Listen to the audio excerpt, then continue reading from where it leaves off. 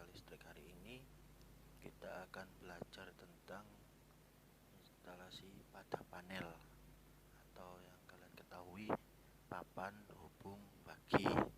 Gimana papan hubung bagi sudah dipelajari di kelas 1 dengan tegangan atau komponen untuk tegangan satu fasa ya, atau 220 volt.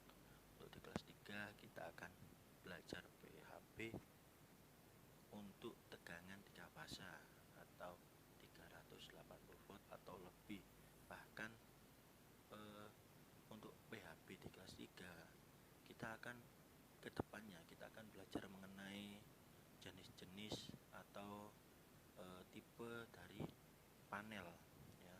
Di antara lain itu kubikel, kalau biasanya orang-orang nyebutnya ada tipe laci, lemari, bolong, dan lain sebagainya. Nah, sebelum kita masuk lebih jauh untuk jenis-jenis panel, kita akan belajar tentang ketentuan pemasangan instalasi pada panel ya, menurut PUIL. Kenapa kok menurut PUIL? Dikarenakan PUIL ini adalah patokan kita untuk setiap pemasangan ya, setiap pemasangan instalasi baik itu motor, instalasi tenaga, instalasi penerangan, PUIL ini wajib dipakai. Karena apa? Ini pedoman dari atau pedoman untuk orang-orang listrik kayak kita ya.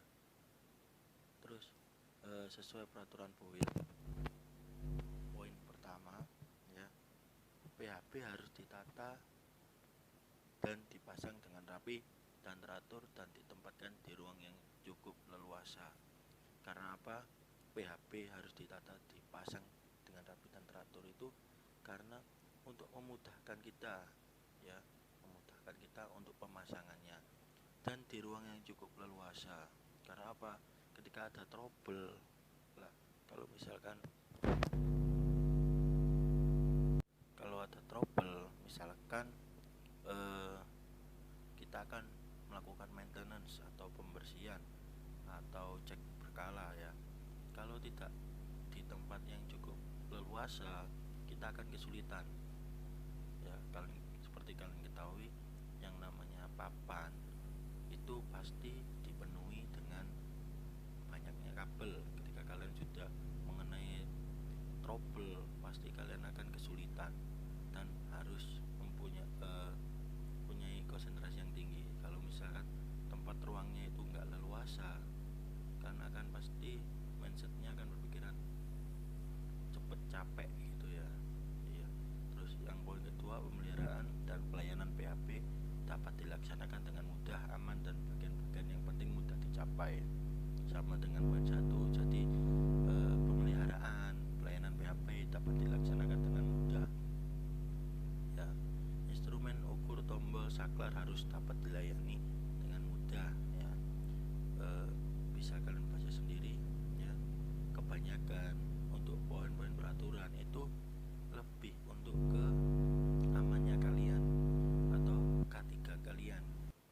Ketika sudah diajarin cara membaca gambar sama dengan yang lainnya, di sini ada garis ya, itu adalah sebagai penanda kabel, di mana kabel tersebut berjumlah ada 5 kabel. Di antara lain di situ ada 3 fasa ya, 3 kabel fasa, 1 kabel netral dan 1 kabel grounding ya. Terus ini juga sama, ini adalah MCB ya, dengan ketentuan atau besaran MCB-nya itu 63 ampere ya. Berarti beban kerja PHB utama itu adalah 6 ampere ya, seperti kalian lihat di sini.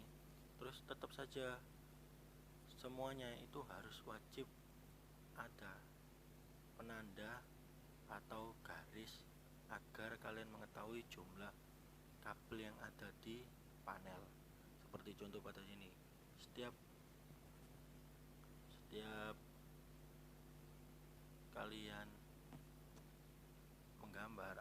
pasang pasti akan ada garis ini ya. Karena apa? Kalau misalkan kalian nantinya bekerja dan sudah ada PHB di situ, kalau kalian melakukan maintenance ya, kalian bisa melihat dari gambar tadi ya. Jadi kalian diwajibkan untuk bisa membaca gambar gitu ya. Karena kalian ketika nantinya bekerja itu akan menjumpai gambar-gambar seperti ini, dan pasti semua itu hampir sama. Saya nggak mengatakan semua itu sama. Karena apa? Karena kelistrikan itu acuannya banyak ya, acuan untuk gambar itu banyak. Jadi tapi kurang lebihnya semua gambar itu sama ya. Langsung aja ke pembahasannya ya.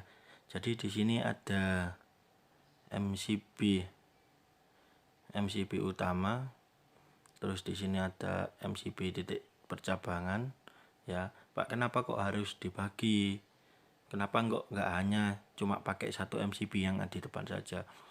Gini, PHB atau pembagi tegangan atau papan hubung bagi itu memudahkan kalian ketika maintenance ya. Kenapa kok sampai saya bilang seperti itu? Jadi gini, kita pakai logika saja. Jadi kalau misalkan kita hanya cuma mempunyai satu MCB di sini dalam satu gedung misalkan, yang di situ ada beberapa ruangan ya. Kalau misalkan nantinya ada perbaikan di dalam gedung itu, cuma ada satu ruangan yang harus diperlu perawatan lah. Ketika kalian nantinya perawatan, otomatis kan harus mematikan MCB-nya. Kalau misalkan cuma satu jalur atau satu MCB di sini, nah berarti kalian matikan nantinya MCB utama. Nah, kalau misalkan MCB utama mati, berarti satu gedung itu tadi akan ikut mati. Nah, kalau misalkan di ruangan-ruangan yang lain itu lagi bekerja atau misalkan lagi sibuk dengan komputer, pasti otomatis akan mati seperti itu ya. Nah, kalau misalkan diberi pembagian tegangan, nah ketika ada lebih dari satu pembagi tegangan, contoh ini ya, pembagian 2, pembagian 3. Nah, nantinya akan memudahkan kalian. Ruangan 1 diberi sumber tegangan grup 1, ruangan 2 diberi grup atau tegangan kedua, dan seterusnya ya.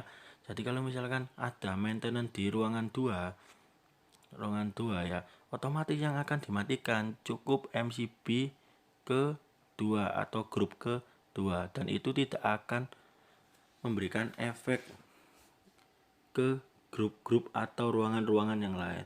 Lah, itu untuk memudahkan kalian ketika maintenance. Jadi seperti itu ya. Jadi PHB di sini itu memudahkan kalian. Loh Pak, kenapa kok di situ cuma 3 grup, bukan 3 grup ya? Bisa lebih dari 3 grup. Karena apa? Karena ini menyesuaikan. Kalau misalkan Pak, saya pengen 6 grup, oke silakan 6 grup ya, 6 grup. Kalau misalkan 6 grup belum cukup lah, di sini ada cadangan ya. Cadangan ini untuk apa? Cadangan ini itu untuk kalau misalkan kalian membangun sebuah gedung terus mengembangkan ruangan lagi atau diberikan ruangan lagi, biar lebih mudah kalian menarik kabel. Pasti kan dalam gedung tersebut atau ruangan tersebut butuh kabel atau listrik ya kan, lah tinggal narik saja dari si cadangan ini tadi ya. Tinggal diberikan perhitungan, ditentukan berapa MCB yang dipakai dengan cara sama seperti di kelas 2, yaitu P atau daya dibagi V dikali cos Q ya dikali akar 3. Pak, kenapa kok ada cos Q dan akar 3? Ya, karena kita sekarang berbicara tentang 3 fasa ya, dimana kalau kalian di kelas 2 kan tidak ada akar 3 karena yang dipakai cuma 1 tegangan. Nah, sedangkan di PHB 3 fasa kalian itu harus membagi rata 3 tegangan tersebut, makanya harus dikali akar 3 seperti itu. Terus nantinya Koski itu adalah ketetapan dari PLN ya, 0,8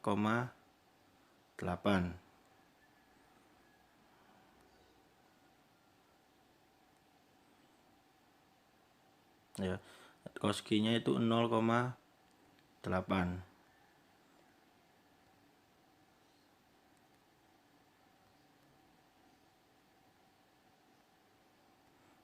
seperti itu. Nah, Pak, kalau misalkan saya nggak pakai perhitungan itu gimana? Jangan Mas, karena apa? Karena nantinya kalau misalkan kalian ngawur dalam perencanaan atau pemasangan MCB, nantinya dikhawatirkan kalian akan kendala di konsumennya. Kalau misalkan MCB-nya terlalu kecil, otomatis dia akan trip terus. Seperti itu, akan mati, terus diberikan tegangan lagi atau diberikan beban lagi, dia akan pasti langsung ngetrip seperti itu. Makanya harus ada perhitungan, dan nanti hasilnya itu akan I nominal atau hasilnya adalah arus nominal. Lah, ini bukan hasil akhir ya. Hasil akhirnya gimana Pak? Harus dikali dulu 125%. Seperti itu. Nah, kalau sudah dikalikan 125%, baru kalian ketemu I pengaman. Nah, I pengaman ini yang nantinya akan dijadikan patokan MCB kalian. Jika ketemunya itu, Pak, saya ketemunya 7 ampere, 7,3 ampere. Berarti saya harus mencari MCB 7,3 ampere.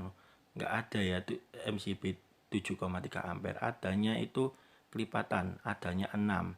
Berarti saya milih 6 aja Pak, jangan milih 6. Karena apa? Ini lebih kecil dari 7,3. Pilihlah yang lebih besar dari hasil kalian ini ya. Seperti itu. Kalau 7,3 bisa kalian carikan 8 atau 10. Seperti itu. Oke, kita lanjutkan lagi. Lah, sama dengan di kelas 2. Di sini ada tulisan NYA 3 kali 4 mm seperti itu ya. NYA di sini itu mewakili kabel tipe tunggal, dan 3 di sini itu dia sebagai tandanya dari satu kabel itu terisi 3 kabel tunggal atau 3 kabel NYA dengan diameter 4 mm seperti itu ya. Oke, untuk penjelasan hari ini cukup sampai di sini. Kurang lebihnya mohon maaf. Jangan lupa untuk mengisi absensi di kolom komentar. Oke, terima kasih. Wassalamualaikum warahmatullahi wabarakatuh.